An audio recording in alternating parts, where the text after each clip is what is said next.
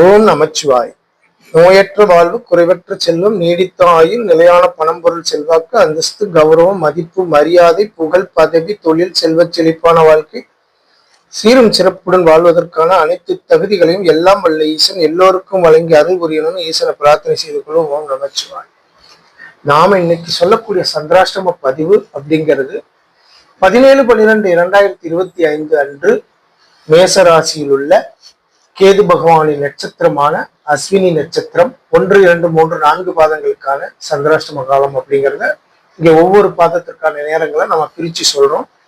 அதன்படி 17/12/2025 பகல் 10:27 AM முதல் அன்றைய தினம் மாலை 5:12 PM வரை வரக்கூடிய காலங்கள் அஸ்வினி நட்சத்திரம் 1ஆம் பாதம் சந்திராஷ்டம காலமாக வருது.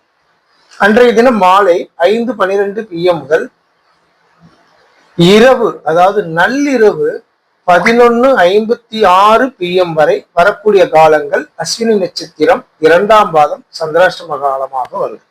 இந்த 17/12/2025 அன்று நள்ளிரவு 11:56 PM ஆகவும், அதே நேரத்தில் 18/12/2025 அன்று காலை 6:41 AM வரை வரக்கூடிய காலங்கள் அஸ்வினி நட்சத்திரம் 3ஆம் பாதம் சந்திராஷ்டம காலமாக வருது.